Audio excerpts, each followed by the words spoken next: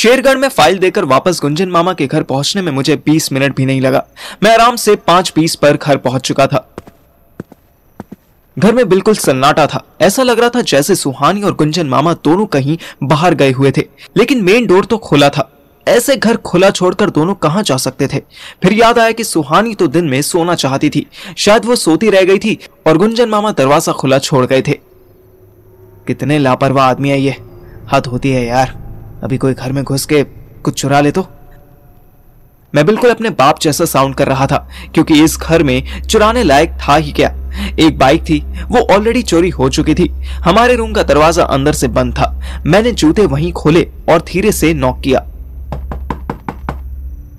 सुहू, baby उठ जाओ, मैं आ गया। अंदर से कोई आवाज नहीं आई। अच्छा वही रूम लॉक करके सोई। इस टाइम घर में सबसे वैल्यूएबल तो सुहानी खुद ही है। सुहू, बेबी उठ जाओ, जल्दी गेट खोलो। कोई रिएक्शन नहीं आया। अब मुझे थोड़ी सी इरिटेशन होने लगी। साथ साथ मुझे यह भी समझ आने लगा कि जब मेरा बाप ऑफिस से घर आता था और मम्मी उन्हें अटेंशन नहीं देती थी तो उन्हें कैसा लगता था। सुहानी, गेट खोलो जल्दी, सो लिए बहुत। अचानक अंदर से कुछ आवाज आई। 2 मिनट। मुझे थोड़ा बहुत डाउट हुआ। 10 फीट का तो सारा कमरा है, इसे खोलने में 2 मिनट कैसे लग सकते हैं। सुबह जल्दी खोल, मैं बता रहा हूं। 1 मिनट ना।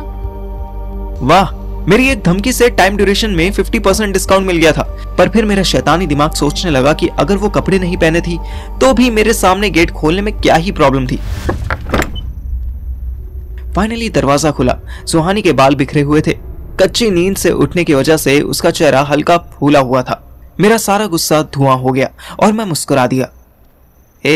तेरे तो सींग निकल आए। Very funny. जल्दी क्यों आया? जब बात हुई थी कि 8 बजे आएगा। मैं इधर उधर देखता हुआ रूम में घुसा। वो सिद्धार्थ सर ने एक फाइल दी थी। ये 2-2 रजाइयां क्यों रखी हुई हैं यहाँ?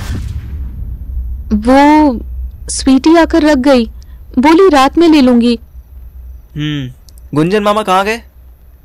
बता के नहीं गए। तू मच्छर मारने के लिए कुछ लाया? ओह शिट, मैं सोच ही रहा था कि कुछ मिसिंग है, बट अब तो कोई बहाना मारना था। बोल ना, मच्छर मारने के लिए कुछ लाया है ना? हाँ, 2 हाथ लाया हूं अपने, पूरी रात मारूंगा। ड्रामा नहीं यार, जा अभी जा लेकर आ। मुझे नहीं पता। ठीक है, ले आऊंगा। तू जा पहले 1 गिलास पानी लेकर आ। सुहानी ने ऐसे मुझे गुस्से से देखा जैसे मैंने 1 गिलास ओ नेगेटिव ब्लड मांग लिया हो। सुहानी जैसे ही कमरे से बाहर निकली, मैं सीधे रजाई के ढेर के पास पहुंचा और उसे हटा दिया।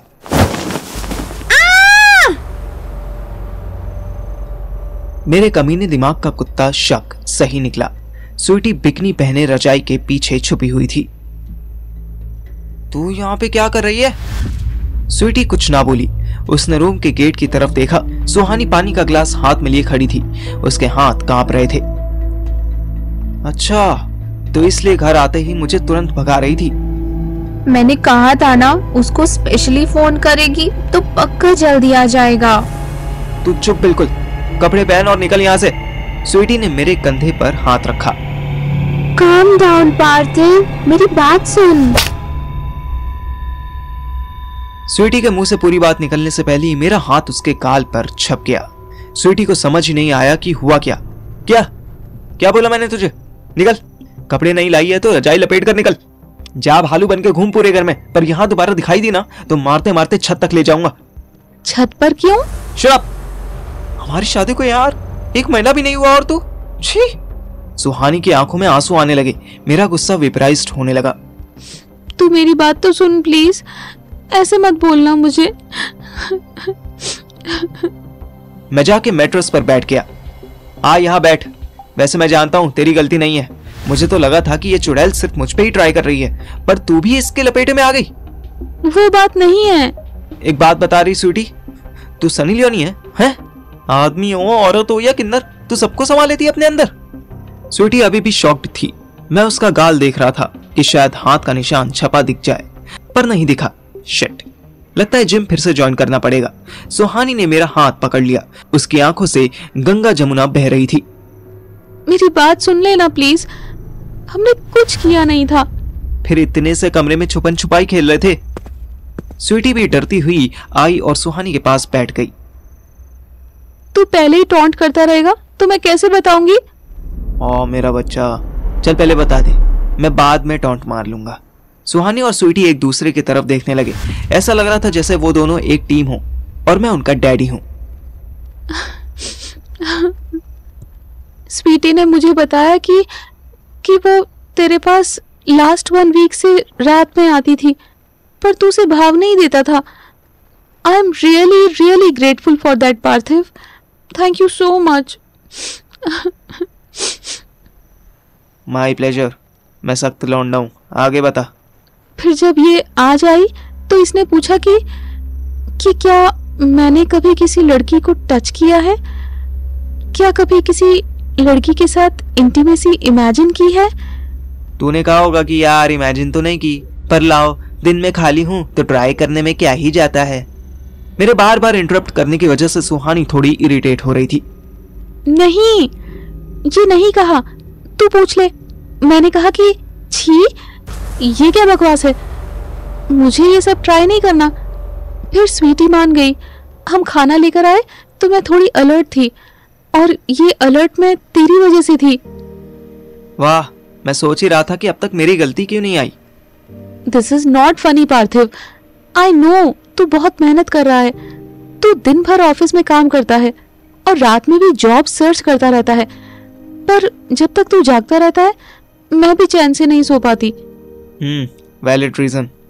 Please don't be sarcastic. Try to understand my side of story for God sake. मैं बिल्कुल चुप हो गया।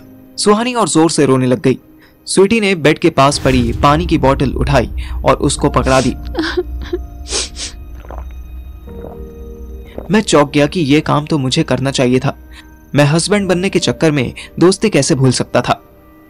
तो long story in short, Sweety बोली कि तू मेरे पास लेट जा, मैं तेरा सर सहला देती हूँ, तुझे नींद आ जाएगी तो फ्रेश फील करेगी।